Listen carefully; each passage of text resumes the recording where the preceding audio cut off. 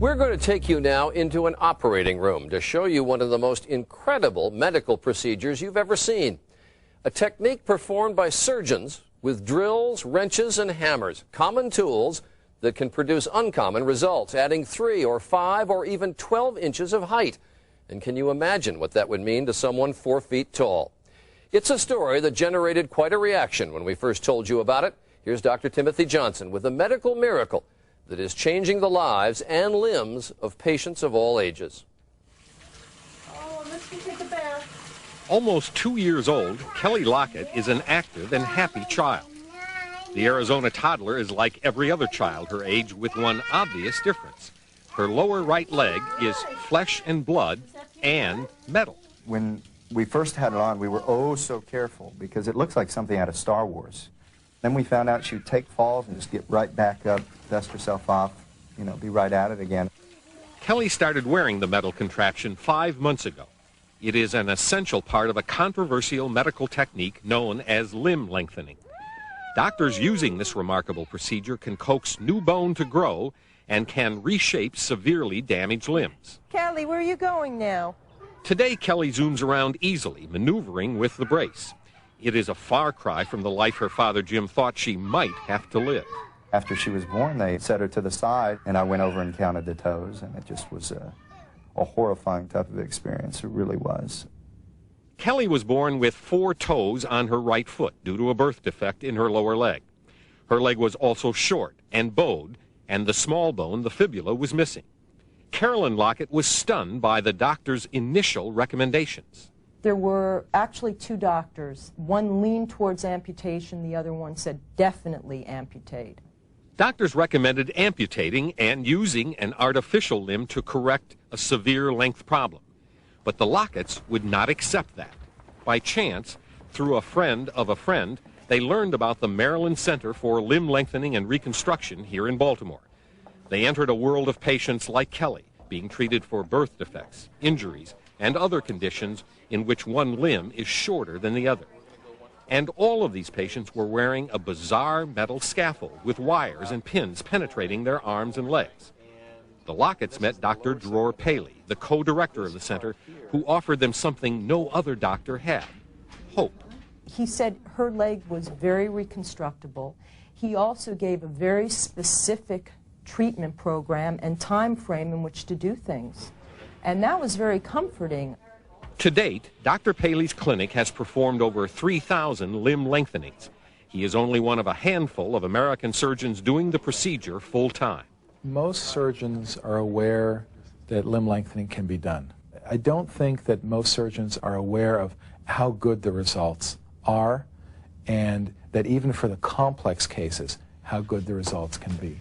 Dr. Paley showed me how limb lengthening works to correct deformities. The bone is crooked, and then as we lengthen on this rod here by turning this nut here on the rod, the bone gradually gets straighter.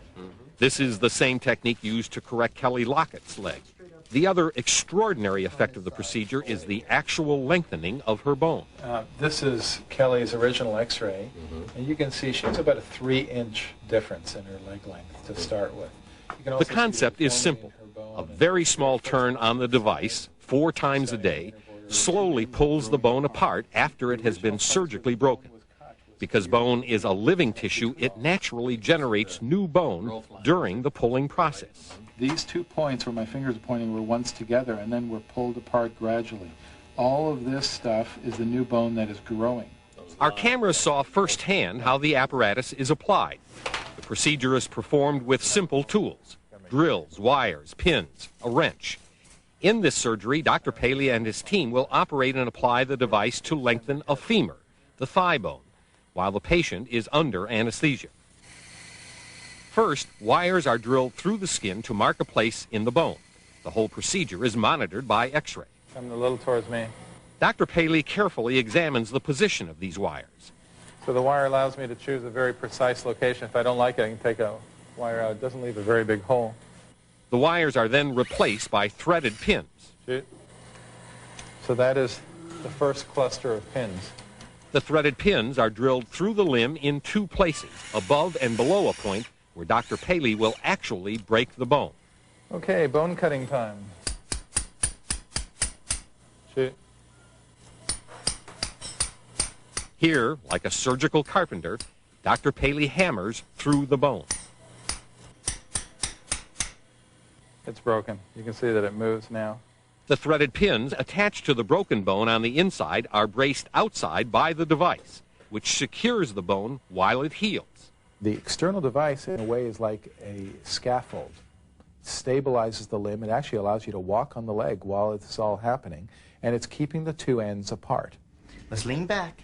The patient adjusts the device a millimeter a day, so that in about a month, they've lengthened just a little over an inch. And last one. You're being such a good girl. And they continue lengthening until they achieve the length desired. Another important part of the daily routine is pin care. Here, Carolyn sterilizes and cleans the area in which the pins penetrate Kelly's skin. This does cause some discomfort, but her parents say overall Kelly is not in pain. Because she is still growing, Kelly will undergo another lengthening when she is 7 and again during her early teens. But the procedure is not just for children who are still growing. When Becky Lewis and her mother Sally first contacted Dr. Paley, he was concerned about Sally's age. She was 60 years old. He had a team of doctors with him, and his first question to me was, "Why are you doing this? You're so old." And I said, "I have 40 more years, and I need a leg that touches the ground now." Sally spent every day standing tiptoe on her shorter leg to balance a 5-inch length difference. Since childhood, Sally has refused to wear a prescribed shoe lift. This was the lift that I would have to wear on my left foot in order to not have to compensate. Despite Dr. Paley's concern about her bone's ability to calcify, Sally's leg lengthened all 5 inches in just 7 months. Becky, who by sheer chance was also born with a short limb, had the same procedure.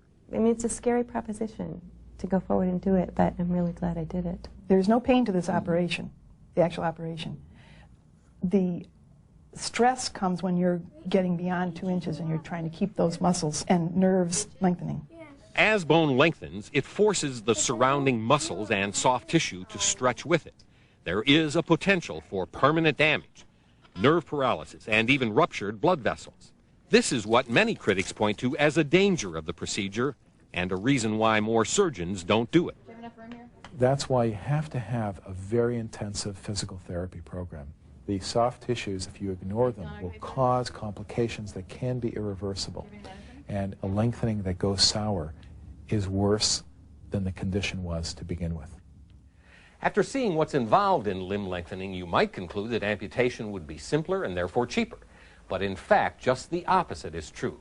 A lifetime of artificial limbs after amputation can cost as much as $1 million, whereas limb lengthening is much cheaper, about $75,000. For most of Dr. Paley's patients, the benefits are obvious. But for a special group, the procedure offers an even more profound impact. In what is considered an experimental and controversial move, Dr. Paley performs limb lengthening on dwarfs. 12-year-old Casey Graham was born a dwarf. He has already completed the lengthening of his lower legs and is now lengthening his arms. Casey says at first the device was hard to look at. It looked a little bit harder than I thought it would be because there's obviously pins in your arms, and that's not natural. From his original height of almost 3 feet 6 inches, Casey is now 3 1/4 inches taller. His goal is to be at least 5 feet as an adult. When did you become aware of some of the practical problems of everyday living? When everybody started getting to ride the bikes. And you couldn't ride a bike? Couldn't ride a bike without training wheels. Casey's mother, Andrea, saw limb lengthening as an answer to a more serious problem. Casey's large head would cause him to lose his balance. So the large head combined with the short limbs, he tends to fall, and when he falls, the head whips forward and he takes it on the head. Casey, this is a tough question to ask a young man, but I'm going to ask you. What's most important to you about this? The way you're going to look or the way you're going to be able to function because of this? The way I'm going to be able to function. That's really what you think about mostly? Yeah, because I don't care how I look. I just want to be able to do what everybody else can do. What's wrong with being a dwarf? I'm perfectly happy with it. Mary Carton is an active member and former president of the National Organization Little People of America, or LPA. To be a member of LPA, you must be medically diagnosed as a dwarf. The organization strongly opposes limb lengthening for little people. What I don't accept is that they're saying that so they could reach the light switch, so they can drive a car without having to have pedals or extension pedals. That's not good enough. The people that we've talked to who've had the surgery would say, we choose to do this just so we can function better. I think the operative word is not function. They want to blend in. The Little People of America say, look, this kind of surgery is, in some hands at least, experimental. We shouldn't be doing this for something that's basically cosmetic. Taking someone from 5'4" to 5'8" is cosmetic. Taking someone from 4 feet to 5 feet is not cosmetic.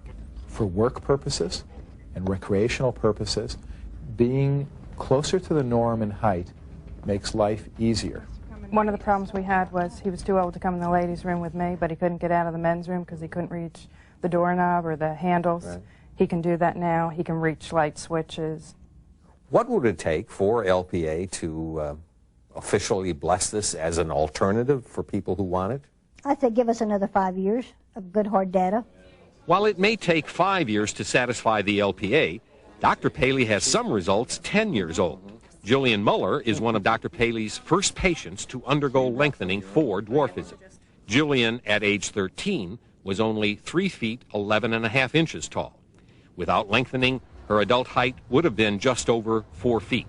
But today, Jillian, at age 23, is proud to be over 5 feet tall. Are you active? Mm-hmm. Doing Run any every sports? day. You run? Every day. How much do you run? 2 to 5 miles. Come on. Jillian hopes to start medical school soon. She is happy with her decision to have had lengthening done and has completed all the procedures. Little Kelly Lockett still has a few years of lengthening ahead of her, but her parents have no doubt that later in her life she will understand and appreciate the choice they made for her. I can never imagine talking to my daughter and saying to her, listen, there was a treatment out there, but we decided to amputate your foot. I could never do that. There's good news about 2 of the young people in our story. Kelly Lockett had her lengthening device removed last May. Her parents tell us both legs are now the same length and her walk is absolutely normal. She'll continue to be monitored for more surgery as she grows. As for Casey Graham, the arm devices used to combat his dwarfism were also removed last spring. Next year, he may have surgery to lengthen his thighs.